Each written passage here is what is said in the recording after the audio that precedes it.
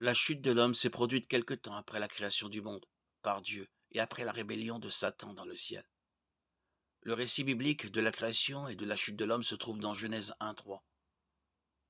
Selon le livre de la Genèse, Dieu a donné l'existence à toutes choses, le ciel, les planètes, les mers, la végétation, les animaux et tout le reste.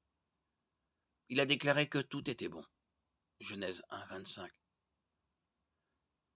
Mais lorsque Dieu a créé l'homme, il a puisé dans la terre et a donné à l'argile la forme d'un corps humain. Genèse 2:7. Il a ensuite insufflé sa propre vie dans les narines de l'homme, et l'homme est devenu une âme vivante.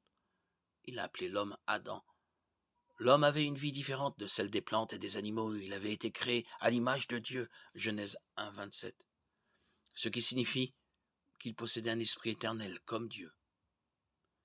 Il a été conçu pour être comme Dieu, être en communion avec lui, raisonner comme Dieu et jouir de la présence de Dieu pour toujours. Dieu a donc placé Adam dans un jardin conçu spécialement pour lui. Genèse 2:8. Dans cet environnement parfait, Dieu marchait et parlait avec l'homme. Genèse 2:19-20. Comme Dieu ne voulait pas que l'homme soit seul, il a façonné une femme, Ève, à partir d'une côte d'Adam. Il leur a donné tout ce qu'il y avait dans le jardin, à l'exception du fruit d'un seul arbre. Genèse 2:16-17. Dieu leur a dit que s'ils mangeaient du fruit de l'arbre de la connaissance du bien et du mal, ils mourraient. Genèse 3 nous présente un autre être impliqué dans la chute de l'homme. Le serpent, Satan, avait déjà été précipité sur terre en raison de sa rébellion contre Dieu dans le ciel. Luc 10:18. Satan s'est présenté à Ève sous la forme d'un serpent et a suggéré à la femme que Dieu n'avait pas vraiment interdit le fruit pour son bien, mais qu'il lui cachait plutôt le bien. Genèse 3:1-4. Elle en a mangé et en a donné à Adam.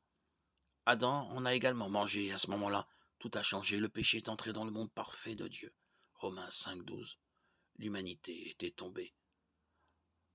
La chute de l'homme a été causée par le péché d'Adam.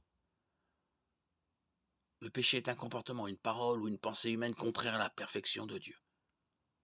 À cause du péché d'Adam, Dieu a jeté une malédiction sur le monde. Les hommes, les animaux, les plantes et le sol. Genèse 3, 14, 19. Leur péché a attiré sur eux le jugement de Dieu. Et la seule punition juste pour une telle trahison est la mort éternelle. Romains 6, 23. Mais Dieu a alors mis en place un système permettant aux êtres humains de trouver le pardon. Dieu a tué un animal et a confectionné des vêtements pour l'homme et la femme afin de couvrir la nudité qui leur faisait honte. Genèse 3, 21. Ce faisant, Dieu a peint une image de ce qu'il ferait des milliers d'années plus tard, lorsque l'agneau parfait serait sacrifié pour effacer nos péchés. Jean 1, 29. Apocalypse 13, 8.